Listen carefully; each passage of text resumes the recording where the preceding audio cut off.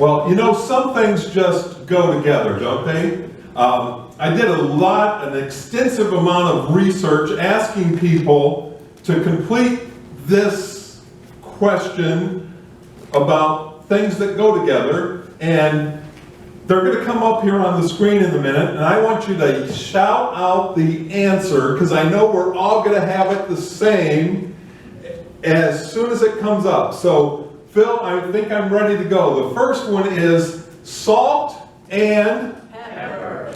No, it's vinegar.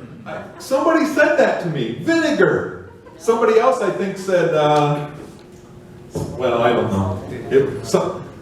Tequila, I think. You know? Peanut butter and jelly. Bananas. You know? Come on, guys. Batman and Robin. Joker. Adam and Mary. Apple. Hyde and C. I was as surprised as you were. I thought I knew all the answers like you did. I mean, but things do go together, right? I mean, really, when somebody says vinegar or bananas, no, most people would say salt and pepper, peanut butter and jelly. But when I asked the next one, I mean, we could go on forever with things that are associated with each other, but when I ask the next one, I don't think you guys will shout out in a single voice what the answer is. Church and Jesus. people, God. People. You know, I heard things like rules, ritual, unimportant, that building over there, painful, boring,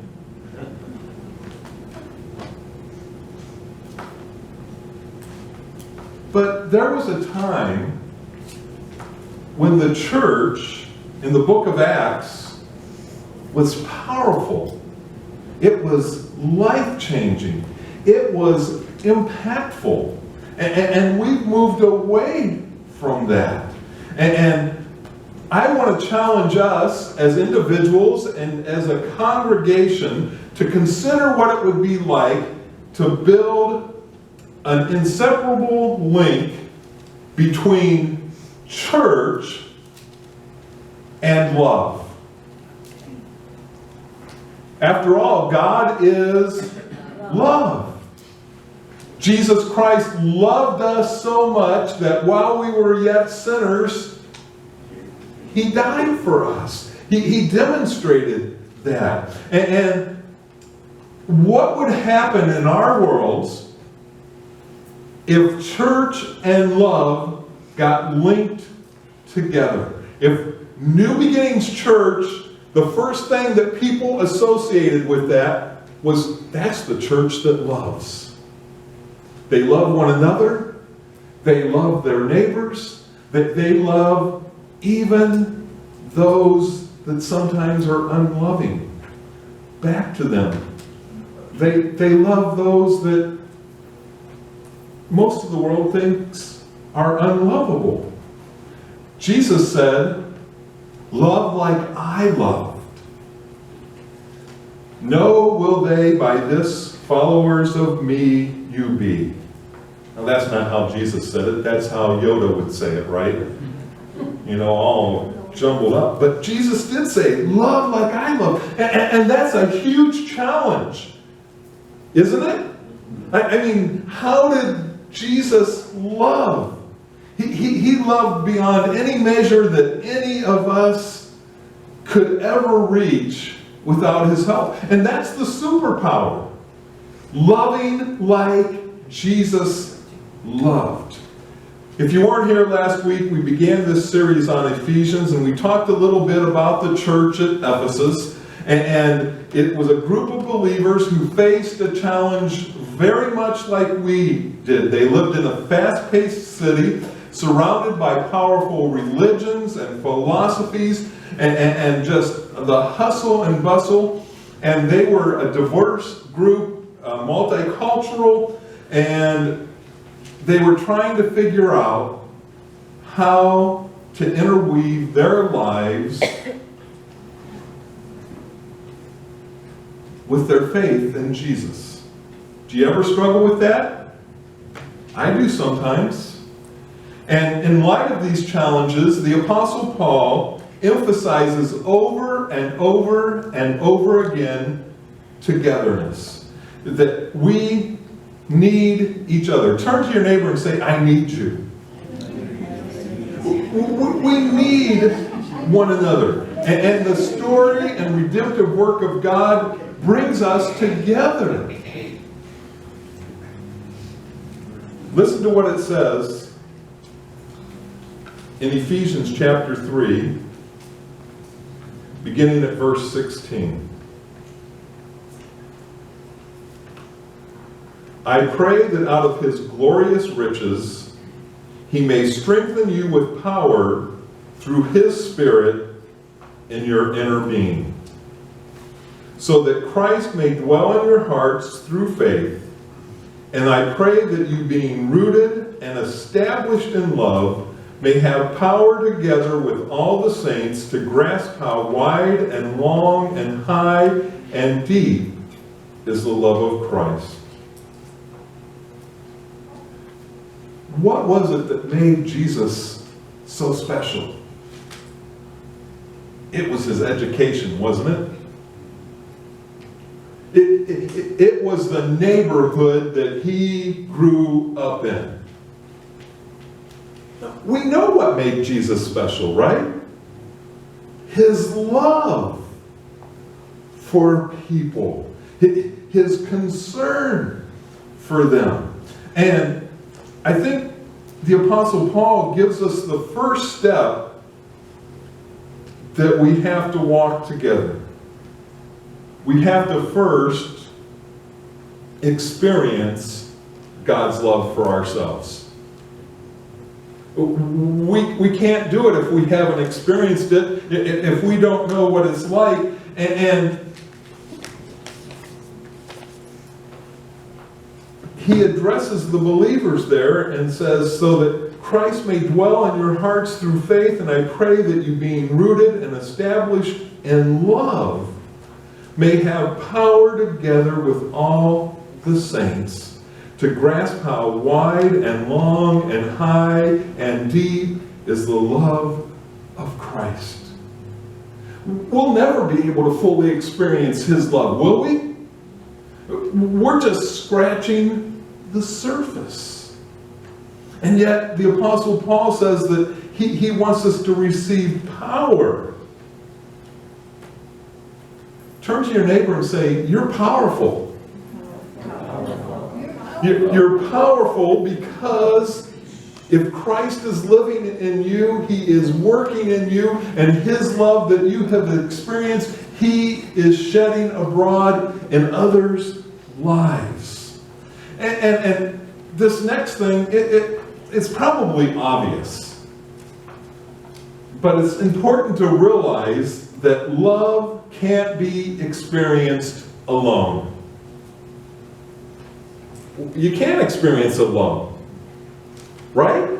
That's why we need each other. The thing about love is it's relational. It's meant to be shared. It's meant to be experienced together. And isn't it interesting? We live in the most connected time in all of eternity. I mean, how many of you have one of these? You know, it's a computer in your pocket, isn't it? And you can text people, you can video chat with them, you can drive people crazy. Friday night, 11 o'clock at night, My mom called me from her cell phone. Now, number one, she doesn't vary, I mean, rarely. Once every maybe 100 calls. Nothing on the other end of the line.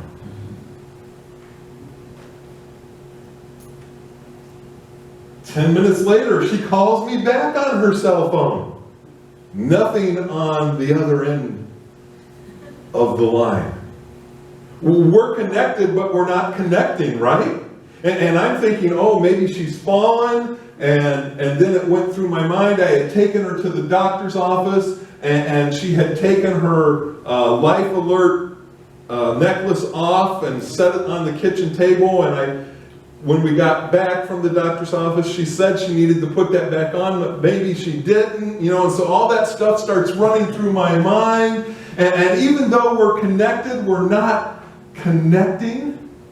We live in that kind of a world. Good news is I called her back on the landline because, she didn't answer.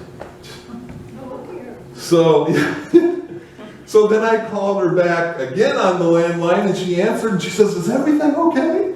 I said, "Well, you just called me twice on your cell phone and then I called the landline and you didn't answer." Well, I didn't get to it fast enough. I'm thinking it's right there, you could have, but anyway. Love connects us. It draws us together. And even though all this technology, our ability to connect has really decreased, hasn't it? We're isolated. And I saw it the other night. I was at a restaurant. Maybe you've noticed this. On their phones, sitting across from each other, maybe you do it. You just get it out and you start messing with it and you're in the same room, in the same place, and we're together physically, but we lack true connection and community. That's why we've been doing the community builder. Even though we're small in number, there's things about each other we don't know. Isn't that true? And so we need to make an effort. If all we do is show up, walk in, sing a few songs, smile and nod, and shake a few hands, share a few hugs, and then walk back out into our worlds, nothing's different. We miss what God has prepared for us, and we miss the point. And one commentator said, we might as well drop in at the country club or the PTO or the local bar, for that matter. But Paul says, so that Christ may dwell in your hearts through faith. And then he gives us 3 things that need to happen. He says, I pray that you, being rooted in your hearts through faith. And I pray that you, being rooted and established in love, may have power together with all the saints. And power not only to give to others, but to grasp just how much God loves us. One translation translates this and says to dwell. That we're to dwell and settle down and feel at home. Right? I mean, it says it in this translation too. I'm losing my mind sometimes. So that Christ may dwell in your hearts. What does that word mean to you this morning? The word dwell? I mean, you want to settle down and feel at home. I thought about it from the negative standpoint. When somebody dwells on something, we often tell them, right, well, don't dwell on that. Correct? Because they're consumed with whatever it is. And so Paul is really saying, I want you to be consumed by the love that God has for you. And I asked this morning, are you consumed by that love? I mean, does it just overflow and flow out of your life? Do you feel at home in His presence? In the presence of others who are following Him? Paul goes on and says, not only do we need Christ to dwell in our hearts, but we need to be rooted, to go deep in the love of God. We're tapping into the very nature of God. 1 John 4 tells us that God is love. It says this, dear friends, let us love one another, for love comes from God. Everyone who loves has been born of God and knows God. Whoever does not love does not know God, because God is love.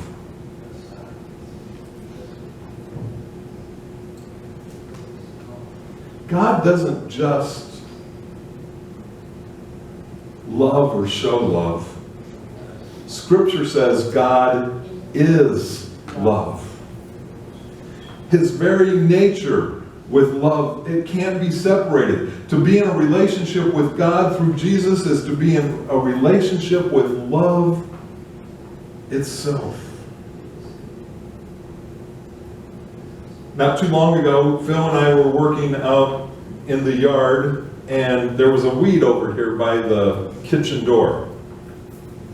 And so we cut it down, and then we got dug up dirt. Remember this, Phil? Man, I thought I was going to break the shovel. The root was, it was just a weed. You know, and then there were other roots that went out of it. And we finally had to, I think you got a Zolsol, right? To start chopping it up, because if you didn't, what was going to happen? The weed would be right back, ugly, and, you know, I don't understand why weeds grow so well and flowers and all that stuff grow so poorly. But it's kind of a picture of our world, isn't it?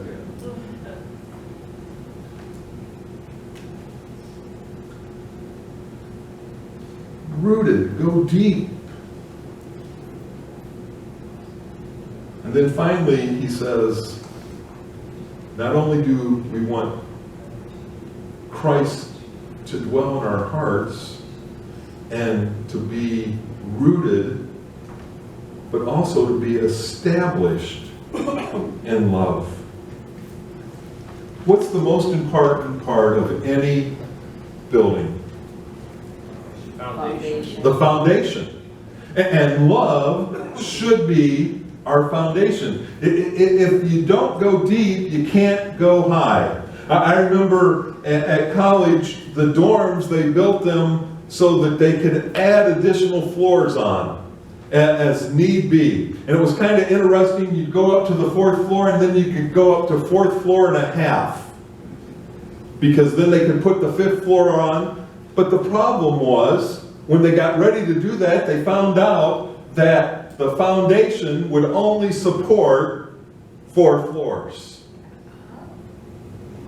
We have to be established so that we can go high. And established means love has to be an attitude of selflessness. We have to. Well, one commentator said this: biblical agape love is a matter of the will and not a matter of feeling or emotion. Though deep feelings and emotions almost always accompany love. I don't know about you, I just know about me. But it's amazing to me, God's love for me. There's no reason I failed Him. I've fallen short of what I know I should be. And yet, He loves me.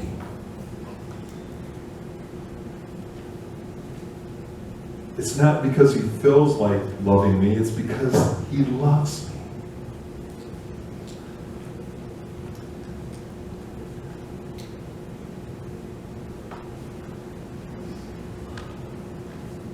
Godly love is always selfless, and it's always giving. By its very nature and substance, it includes denial. What did Jesus say? Greater love has no one than to have warm feelings for his friends. Is that what Jesus said? Huh. Oh, greater,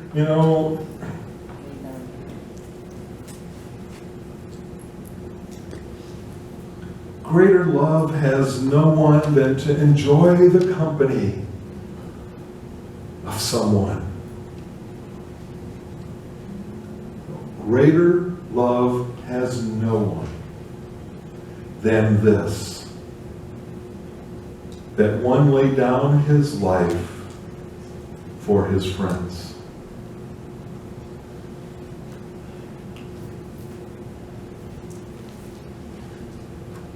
Doesn't our world need love right now? I think of that old song, what the world needs now is love. But it doesn't need the kind of love that the world has to offer. It needs the kind of love that God demonstrated to us while we were still sinners, in that Christ came and died for us. That's the kind of love that our world needs. And it says in 1 Corinthians 13:13, and now these three remain: faith, hope, and love. And the greatest of these is love.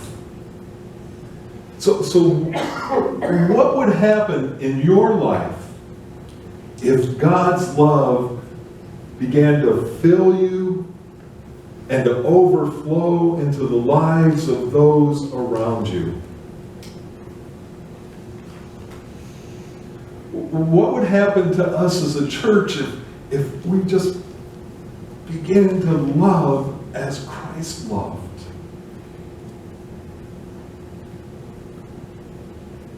We can only have such love when Christ is free to work His own love through us. We can't fulfill any of His commandments without Christ Himself. And the one to love as He loved, least of all. It's only when He has free reign in our hearts that we can love as He loved.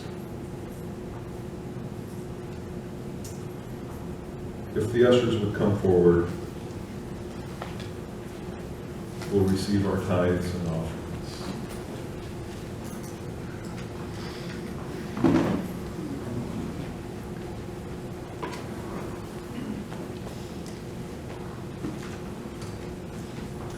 Father, I thank You for the opportunity that we have now